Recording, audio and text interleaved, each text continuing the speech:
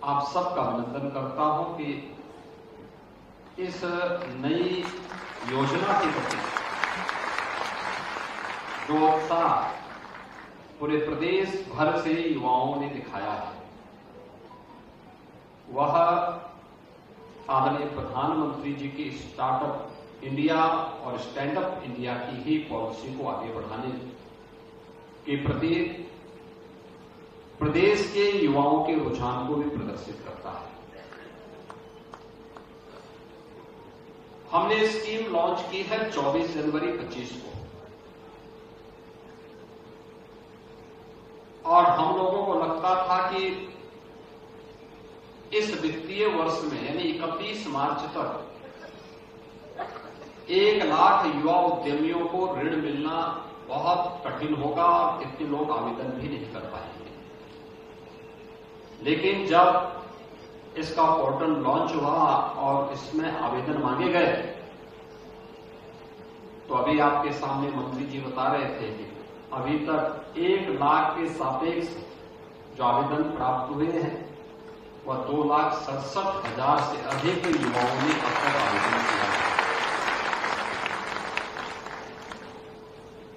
विभाग के स्तर पर इनकी स्क्रीनिंग करते हुए 1 लाख से अधिक आवेदन बैंकों को भेजे जा चुके हैं और बैंकों ने भी अब तक 25,000 से अधिक सैंक्शन करते हुए ऋण वितरण के एक बड़े कार्यक्रम को आगे बढ़ाया है। और ऐसे ही समारोह में मुझे गोरखपुर और बस्ती कमिश्नरी के कार्यक्रम को करने, अभी परसों में आगरा में मिला। आगरा में भी इस प्रकार के समारोह के साथ मुझे जुड़ने का अवसर प्राप्त हुआ, और मेरठ का मेरा दौरा बहुत दिनों से पेंडिंग पड़ा हुआ था, तो मैं देखने के लिए आया था कि अरुण गोविंद जी यहां पे अपने कार्यक्रम को आगे बढ़ा रहे हैं कि नहीं बढ़ा रहे हैं। तो मैं इसलिए आज आपके बीच आया हूं, इसी बहाने आपके साथ इस संवाद का कार्यक्रम हमारा चल रहा है। और मुझे प्रसन्नता है कि आज यहां पे 1070 लाभार्थियों को इस ऋण वितरण के कार्यक्रम के साथ हम जोड़ रहे हैं। ये स्कीम हम लोगों ने निकाली है कि बहुत सारे युवा हैं जो अपना नौकरी से दूर, किसी सरकारी नौकरी से दूर रह करके स्वयं का अपना कारोबार प्रारंभ करना चाहते हैं, लेकिन उस पर भी वह अपने मां बाप पर आश्रित होकर के नहीं बल्कि अपनी मेहनत पे विश्वास करना चाहते हैं।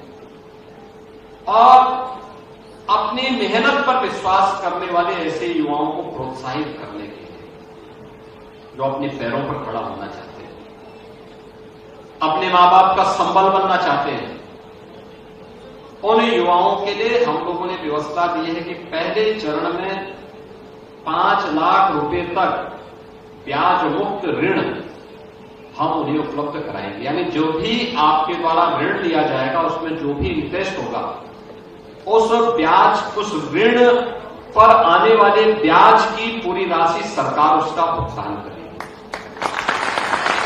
10% मार्जिन मनी आपको जमा करना पड़ेगा, सरकार भी आपको मार्जिन मनी उपलब्ध करवा रही है। अनुसूचित जाति, जनजाति, महिलाओं के लिए इसमें विशेष प्रावधान हम लोगों ने दिया हुआ है, और इसलिए इस स्कीम का लाभ अधिक से अधिक मात्रा में लेना है। मुझे अच्छा लगा कि अभी जब मैं यहां पे आ रहा था, तो यहां पर आने के पहले मैंने देखा है कि कैसे सीएम युवा उद्यमी स्कीम के अंतर्गत प्रदेश के युवाओं ने जो अब तक ऋण लेकर के अपना कारोबार प्रारंभ किया है, देखिए इतने ही कम समय में उन्होंने अपना कारोबार प्रारंभ किया है, वो सक्सेस स्टोरीज की जो कह सकते हैं, वह बाहर प्रदर्शनी के माध्यम से भी आपको देखने को मिलेगा।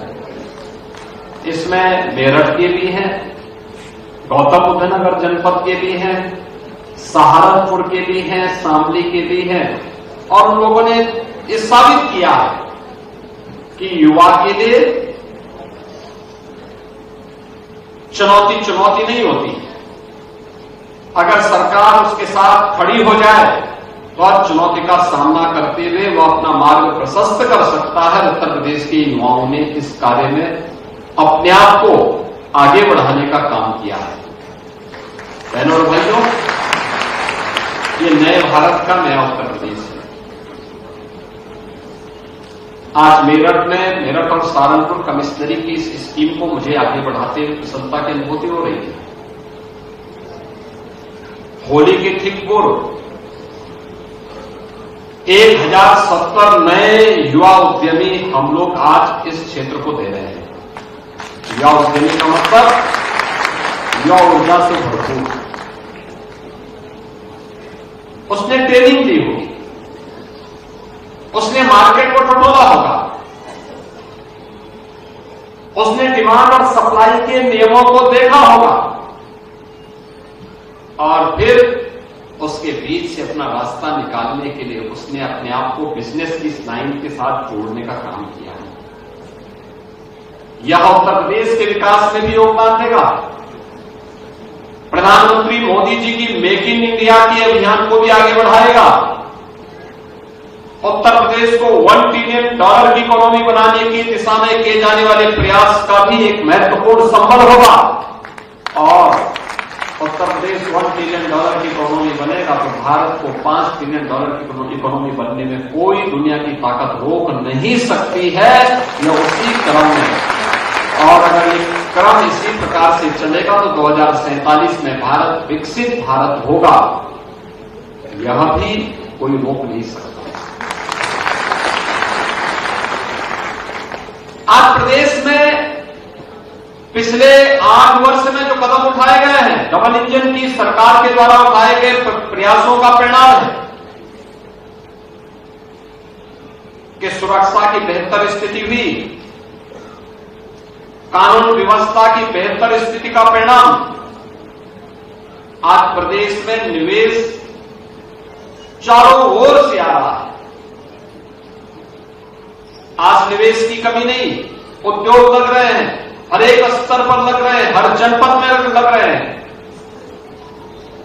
15 लाख करोड़ रुपए से अधिक के निवेश के प्रस्तावों को अब तक हम जमीनी धरातल पर उतार करके बहुत सारे उद्योग ने प्रोडक्शन प्रारंभ किया है और 60 लाख से अधिक युवाओं को अब तक हम इन उद्योगों में सीधे नौकरी दे चुके हैं। 7.5 लाख युवाओं को हमने सरकारी नौकरी इस दौरान दी।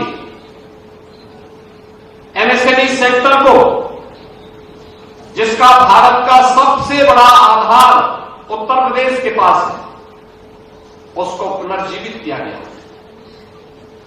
आज हम लगभग 2.25 लाख करोड़ रुपए के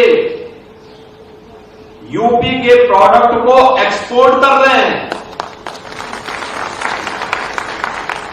आज हम 96 लाख एमएसएमई यूनिट के साथ देश के अंदर नंबर 1 पर है। 96 लाख एमएसएमई यूनिट का मतलब अगर एक यूनिट में 2 लोग 4 लोग भी काम करते होंगे तो भी 3 से 4 करोड़ लोगों को केवल एमएसएमई यूनिट यूपी के अंदर रोजगार दे रहा है। और इसी का परिणाम है कि आज उत्तर प्रदेश के अंदर बेरोजगारी की दर कम हुई, आत्मनिर्भरता की स्थिति बढ़ी। पिछले 8 वर्ष में 6 करोड़ लोगों को गरीबी रेखा से ऊपर उठाने में मदद मिली और अब तो सरकार ने तय किया है कि जीरो पॉवर्टी के लक्ष्य को हम प्राप्त करेंगे। गरीबी रेखा से सभी लोगों को उभारने के लिए सरकार एक बड़े कार्यक्रम की घोषणा इस बार के बजट में हम लोगों ने की है और उसी क्रम में आज मैं आपके पास यहां पर आया हूं। अब आगे बढ़िए, सरकार का संबल आपके साथ होगा।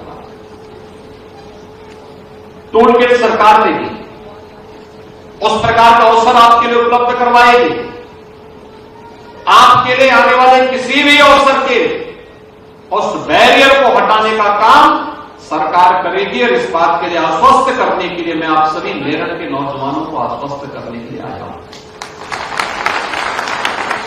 अभी हाल ही में आपने महाकुंभ प्रयागराज को देखा होगा।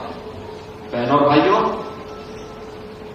इस बार तो तब भी आपको अन्य मार्गों से जाना पड़ा होगा, लेकिन अगली बार जब आप महाकुंभ या कुंभ के आयोजन में जाएंगे तब तक गंगा एक्सप्रेस वे बनकर के तैयार होगा और आपको हम लोग गंगा एक्सप्रेस वे आपको 2 कुंभ का दर्शन एक साथ कराएगी। आप यहां से जाएंगे तो प्रयागराज की दूरी कुल 8 घंटे में, 7 से 8 घंटे में आप तय कर दीजिए। मेरठ से बैठे सुबह और 8 घंटे में प्रयागराज, संगम में डुबकी लगाई, बड़े हनुमान जी का दर्शन किया और फिर वहां से सीधे मेरठ वापस। यानी सुबह गए, शाम देर शाम तक वापस। और हरिद्वार जाना हो तो गंगा एक्सप्रेस वे को हरिद्वार तक लेके जाना, हरिद्वार से कुंभ लगता है, तो गंगा एक्सप्रेस वे 2 कुंभ नगरियों को जोड़ने का भी एक माध्यम बनने जा रही है। कोई सोचता था देश का पहला 12 लेन का एक्सप्रेस वे दिल्ली मेरठ के बीच में, राजेंद्र जी बड़ा प्रयास कर रहे थे और आज साकार हो गया है। रैपिड रेल, देश की पहली रैपिड रेल दिल्ली मेरठ के बीच में। यानी अब तो मैं देखता हूं कि मेरठ के लोग जो पहले दिल्ली रहते थे, अब वह मेरठ से ही अप डाउन कर रहे हैं दिल्ली का। और बहुत सारे लोग, दिल्ली के लोग अब मेरठ में रहने के लिए मजबूर हो रहे हैं कि चलिए मेरठ में रहेंगे तो कुछ अच्छा होगा, क्योंकि अब तो आपके यहां सुरक्षा का कोई संकट भी नहीं, कानून व्यवस्था का भी कोई संकट नहीं, हर बेटी सुरक्षित है, हर व्यापारी सुरक्षित है, हर नौजवान सुरक्षित है। और इसलिए इस बेहतरीन माहौल में सरकार आज आपके साथ खड़ी है। आज मुझे प्रातःकालीन सत्र में यहां पर मेजर ध्यानचंद स्पोर्ट्स यूनिवर्सिटी का जो निर्माण कार्य चल रहा है उसका निरीक्षण करने का अवसर प्राप्त हुआ। बहनों और भाइयों, हमारा प्रयास है कि हम अक्टूबर-नवंबर 2025 में स्पोर्ट्स यूनिवर्सिटी को कंप्लीट करके इसको राष्ट्र को समर्पित करें। युद्ध स्तर पर कार्य चल रहा है, इंटरनेशनल नॉर्म्स से जुड़े हुए जो सभी मानकों को वहां पर लागू किया जा रहा है और विश्वविद्यालय आने वाले समय में यहां पर अच्छे ओलंपियंस देगा। कॉमनवेल्थ गेम्स और इंटरनेशनल जो भी वर्ल्ड चैंपियनशिप से जुड़ी हुई विभिन्न प्रतियोगिताओं में बेहतरीन स्थान बनाने के लिए आज अपने आप को तैयार करेगा, उसका एक महत्वपूर्ण केंद्र बनेगा। यह तब जब वन डिस्ट्रिक्ट वन प्रोडक्ट का एक महत्वपूर्ण केंद्र बिंदु आपका मेरठ बना हुआ है। स्पोर्ट्स आइटम से जुड़े हुए हर प्रकार के आइटम तो आज यहां पर आपको प्राप्त हो रहे हैं और इसलिए इस कार्यक्रम के साथ आपने देखा होगा कि आज तो हमने प्रदेश के अंदर जो खेल नीति अपनी बनाई है, इस खेल नीति के अंतर्गत हम लोगों ने जो प्राइवेट एकेडमी, स्पोर्ट्स एकेडमी है, उनको भी सहयोग करने की दिशा में प्रयास प्रारंभ किया है। और ओलंपिक हो, कॉमनवेल्थ हो, एशियाड हो, वर्ल्ड चैंपियनशिप हो, इसमें मेडल प्राप्त करने वाले हर खिलाड़ी को हम सरकारी नौकरी भी उपलब्ध करवाने का काम कर रहे हैं। आपने देखा होगा कि पारुल चौधरी ने जब कॉमनवेल्थ में मेडल जीता, हमने उसको सीधे डिप्टी एसपी बनवाया। अंजू रानी हो, प्रीति पाल, ये पैरालंपिक है, या प्रियंका गोस्वामी, ये सभी उन चैंपियनशिप में, उन प्रतियोगिताओं में इन्होंने मेडल जीते हैं। और मैं आपको आश्वस्त करने के लिए आया हूं कि स्पोर्ट्स यूनिवर्सिटी बनने दीजिए। स्पोर्ट्स यूनिवर्सिटी यहां के युवाओं के लिए एक नया अवसर होगा, एक नया अवसर होगा। और आज उसी की प्रोग्रेस देखने के लिए मैं स्वयं यहां पर आया हूं। आकर के मैंने इन कार्यों को देखा है और अभी हम इसके बाद बैठक करने जा रहे हैं। बैठक इस बात को लेकर करने जा रहे हैं कि प्रयागराज महाकुंभ में 66 करोड़ 30 लाख श्रद्धालु देश और दुनिया से आए। आतिथ्य सत्कार का इससे अच्छा उदाहरण क्या हो सकता है कि देश और दुनिया से जो भी आया, प्रयागराज में, काशी में, अयोध्या में या अन्य तीर्थ स्थलों पर, कहीं उसके साथ कोई चीटिंग नहीं हुई, कोई लूट नहीं, कोई अपहरण नहीं, कोई छेड़खानी की घटना नहीं। बड़ी श्रद्धा भाव के साथ लोग आए, आनंद से भाव विभोर होकर के एक सुखद अनुभूति लेकर के उत्तर प्रदेश और महाकुंभ का सुखद अनुभूति लेकर के अपने अपने प्रदेशों में, अपने अपने देशों में वापस करें। परसेप्शन देश के अंदर उत्तर प्रदेश का अच्छा हुआ और दुनिया के अंदर भारत का अच्छा हुआ। हमने कुछ पैसा लगाया वहां विकास कार्यों के लिए, 200 से अधिक सड़कों का चौड़ीकरण का कार्य किया, फ्लाईओवर बनाए, अंडरपास बनाए,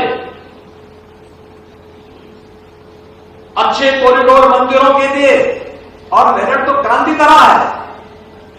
मेरठ में यहां पे बाबा ओगड़नाथ का मंदिर न केवल आध्यात्मिक हिस्से बल्कि क्रांति की प्रेरणा प्रदान करने वाला एक पावन धरा है। धन सिंह गुर्जर जैसे क्रांतिकारियों की पावन धरा है।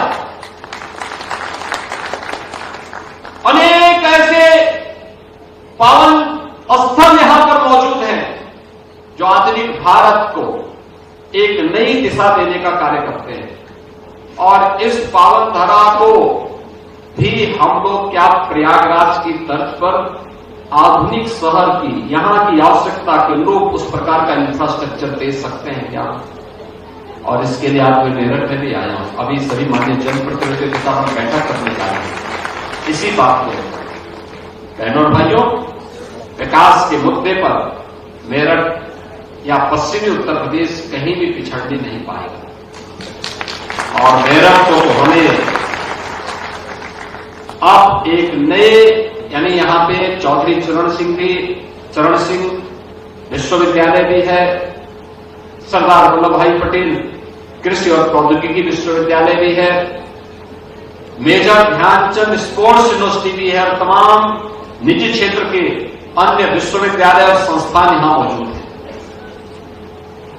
मेरठ को एजुकेशन के एक नए हब के रूप में आगे बढ़ाने की आवश्यकता है। एनसीआर का इतना बड़ा केंद्र जिसकी बेहतरीन कनेक्टिविटी, वर्ल्ड क्लास की कनेक्टिविटी जिसके पास हो, मेट्रो के कार्य के लिए बहुत शीघ्र इस पर वह भी कार्य प्रारंभ होगा।